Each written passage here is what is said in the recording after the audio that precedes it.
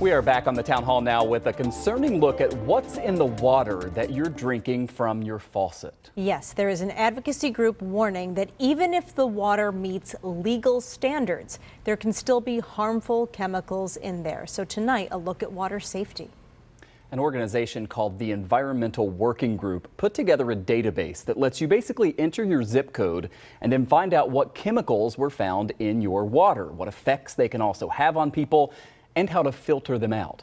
Senior scientist Dr. Tasha Stoiber says that water in the Buffalo area tends to have a lot of nitrate disinfection byproducts, which may be linked to renal cancer, but they can also be filtered out by a simple carbon filter.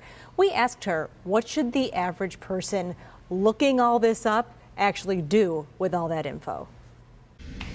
The first step is to educate oneself to find out what's in your drinking water.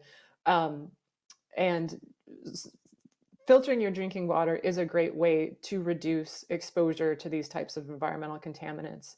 But also recognizing that, that is a cost that shouldn't be placed on the individual.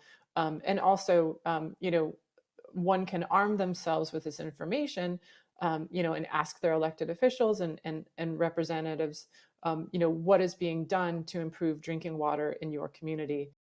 All right, so what about those elected representatives? Dr. Stoiber says that the pressure that's been put on them is now leading to some change, including dealing for the first time with PFAS, what many consider to be forever chemicals. They can get into the water and then they can get into your body.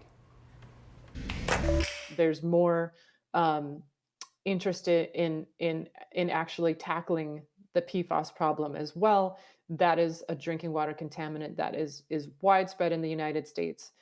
We are seeing action from the EPA at this time, but it has been a long time coming, and it may be too little too late, but it's good to see that there are being steps taken right now to try to address some of this widespread contamination.